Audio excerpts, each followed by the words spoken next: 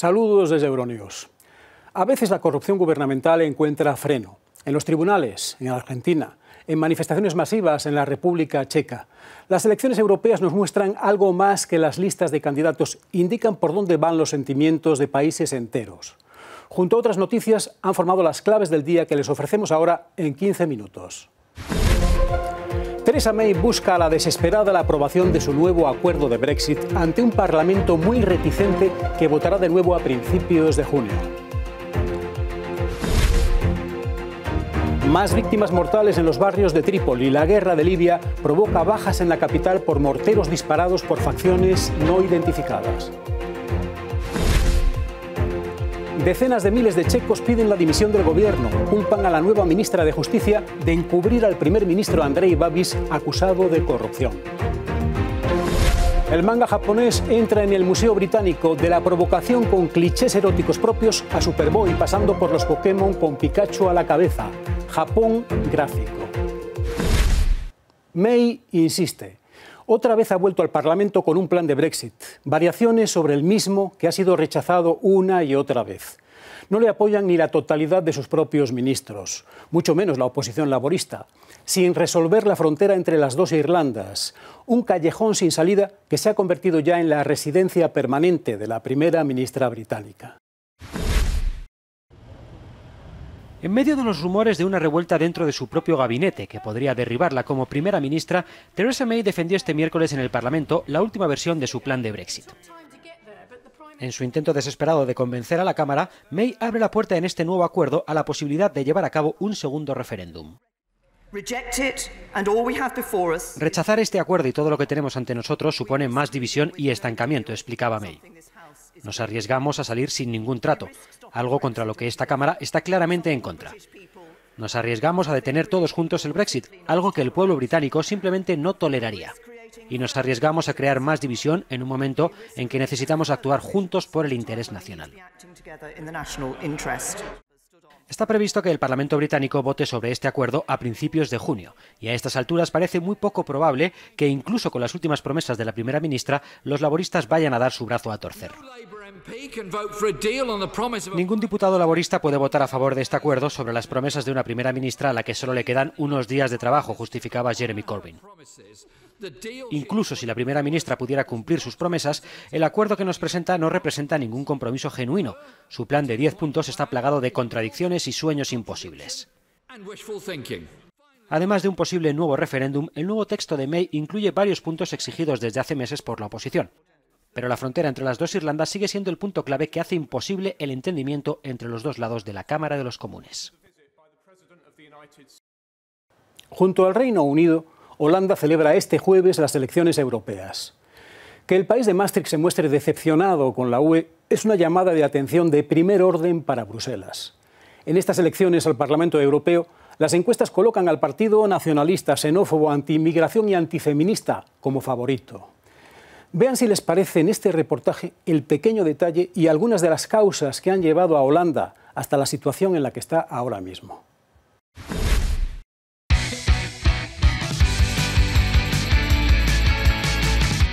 Estamos en Kerkrade, una ciudad fronteriza en el sur de los Países Bajos.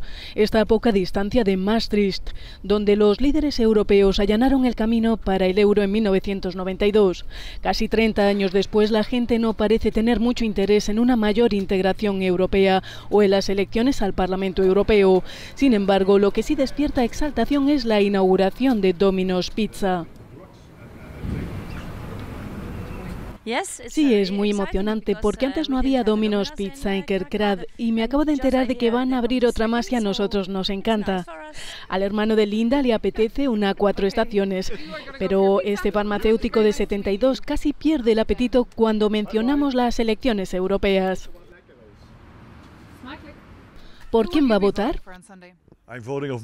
No voy a votar. Bruselas no hace más que llenarse los bolsillos. Y yo me pronuncio por un Exit para Holanda, como en el Reino Unido. Él es Heinz Dresen, un empresario y político local que considera a la Unión Europea como un pozo sin fondo. Europa malgasta el dinero con tantos viajes a Estrasburgo y Bruselas. La gente ve que quienes trabajan allí ganan hasta 30.000 euros al mes. Y sin embargo no tienen claro qué es lo que Europa les ha traído en todos esos años. Mucha gente lo olvida. Quien no lo olvida es Sriwa Shain, estudiante de 23 años, que nos cuenta lo difícil que puede ser la vida en Kerkrade, donde muchos votantes consideran que en Holanda hay demasiada gente de otras partes. ¿Entonces naciste aquí? Sí. ¿Ya te ha molestado por el color de tu piel? Sí, a menudo cuando era pequeño, pero ahora no tanto. El partido Foro por la Democracia, el nuevo referente del nacionalismo xenófobo en Holanda, según los sondeos, es el primero en intención de voto, con un discurso contra los extranjeros, las mujeres y la Unión Europea. Sí, tengo ahora 18 años y puedo votar. Una pregunta. En estas elecciones, el Foro por la Democracia apuesta por salir del espacio Schengen y de la Unión Europea. No sé, yo tengo que trabajar. Pero antes dijo que iba a votar por ese partido, aunque no conoce el programa de salida de la Unión Europea. Yo no creo en una sociedad multicultural, por eso les voy a votar.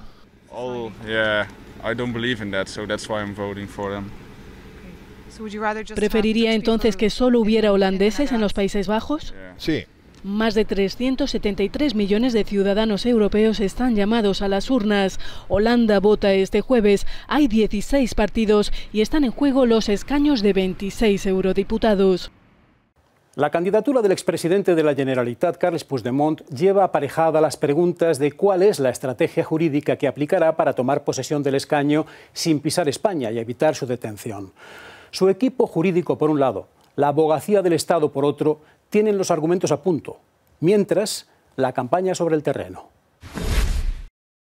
El pulso entre Cataluña y España se hace sentir también en las elecciones europeas. La Junta Electoral Central ha prohibido a Oriol Junqueras y Carles Puigdemont participar en el debate de este miércoles de la televisión pública, aunque el mismo órgano ya recibió un revés del Tribunal Supremo al intentar impedir que el expresidente de la Generalitat se presentara a los comicios. La candidatura de Puigdemont, actualmente fugado de la justicia en Bélgica, con Junts per Europa, divide también a la ciudadanía en diferentes partes del país. Europa se ha creado como una comunidad democrática y hay que pensar que el voto es el derecho fundamental de la democracia.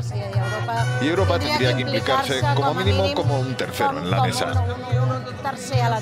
Entiendo ambas partes y no encuentro una que tenga más razón que la otra. Yo creo que ninguna persona que esté incursa en un proceso judicial debería presentarse a las elecciones. Los últimos sondeos indican que la coalición tan solo obtendría un escaño en el Europarlamento, el del propio Puigdemont. En ese caso habría que ver si intenta recoger el acta en España, algo obligatorio que supondría su detención, o busca algún tipo de vía de escape en las instituciones comunitarias. Libia está en guerra abierta entre varias facciones. Las tropas del mariscal de la Cirenaica, Khalifa Haftar, asedian Trípoli. Ataques y bombardeos se ciernen sobre la capital. Aumentan las víctimas civiles.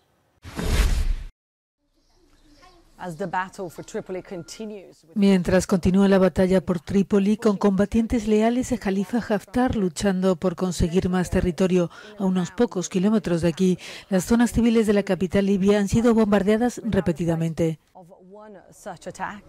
Estamos ahora en el objetivo de uno de esos ataques, en el distrito de Intisar, una zona principalmente residencial en la que el 17 de abril el impacto de un mortero mató a 7 personas. Los vecinos aseguran que no hay instalaciones militares en los alrededores, pero sí un colegio justo a la vuelta de la esquina. Denuncian lo que consideran una vergonzosa indiferencia hacia los civiles en este conflicto.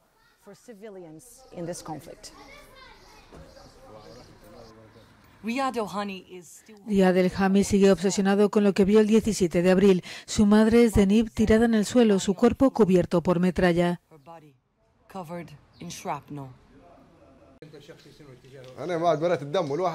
Cuando vi sangre por todas partes, perdí la cabeza y ahora tengo una sensación extraña. Cuando tu madre muere en tus brazos, se te va la cabeza.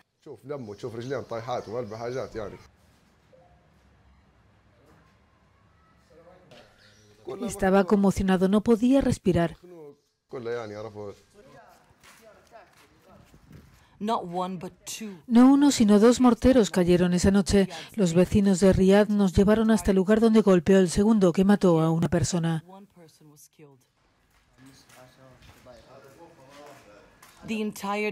El barrio entero está sumido en el duelo y atormentado por preguntas para las que no tiene respuesta. ¿Por qué ellos?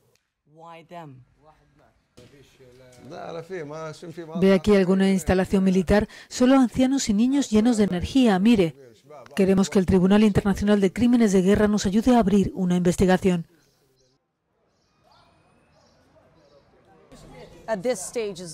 En este momento resulta muy difícil verificar qué bando realizó este ataque, pero ataques deliberados contra civiles o propiedades civiles constituyen crímenes de guerra. Amnistía Internacional está pidiendo una investigación.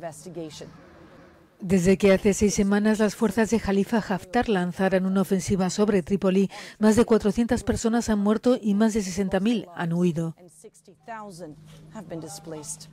Annelies Borges, in Libya's capital, Tripoli, for Euronews. El asesinato en la República Centroafricana de la monja española Inés Nieves Sancho ha provocado horror y levantado sentimientos de dolor y agradecimiento a los que se han unido el Papa y el presidente del gobierno español. Reconocimiento a quienes, como ella, trabajan en países de África donde muchas veces son la única ayuda y apoyo a una población, en el mejor de los casos, ignorada y abandonada por sus gobiernos.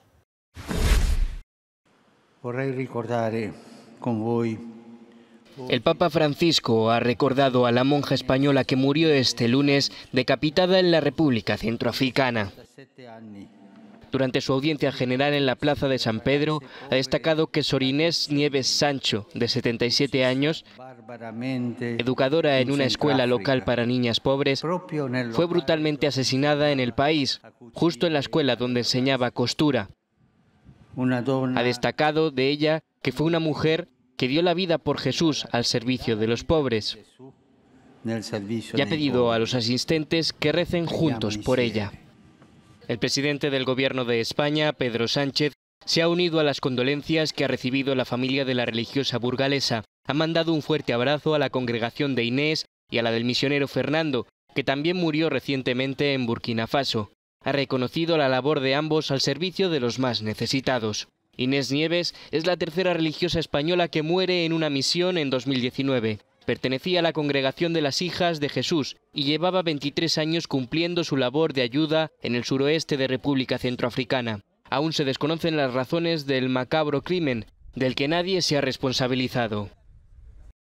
El gobierno checo ha llegado a cambiar la legislación para protegerse de los juicios por corrupción. Ahora, la ministra de Justicia intenta frenar una investigación judicial. La indignación popular abarrota las calles de Praga. Decenas de miles de checos se manifiestan en Praga por 4º martes consecutivo contra la nueva y polémica ministra de Justicia, Marie Bensova. La acusan de frenar la investigación judicial contra el primer ministro Andrej Babiš, multimillonario metido político acusado del desvío de 2 millones de euros de fondos europeos hace 10 años. Creo que el gobierno entero debería dimitir. Con un primer ministro acusado de cargos criminales, ¿cómo puedes mantener unido al gobierno? La ministra de Justicia ha sido la gota que ha colmado el vaso y que ha hecho a la gente salir a la calle. Ninguna persona razonable puede ver lo que está haciendo Babiš, lo que está haciendo el presidente checo Miloš Zeman, lo que está haciendo el gobierno. Escándalo e ira popular que sin duda salpicarán las elecciones europeas del domingo, cuyos preparativos están ultimando. Mientras tanto, Babiš, de 64 años, niega las acusaciones y denuncia una campaña política en su contra. Decir manga es decir Japón, cómics, dibujos animados, Superboy, Pikachu, cientos de Pokémon, clichés eróticos multiplicados y recreados. Hasta agosto, el Museo Británico nos muestra una forma de expresión artística y sus antecedentes. Es el arte narrativo por excelencia en Japón, y su éxito ha traspasado fronteras hasta triunfar en todo el mundo. Tanto es así que el mismísimo Museo Británico ha decidido darle cabida en sus salas. La exposición Manga recorre la historia de esta modalidad artística que no entiende de edades y que precisamente por ello mueve miles de millones de euros al año. El manga es una forma de arte increíblemente democrática, recuerdan desde el departamento de Asia del museo.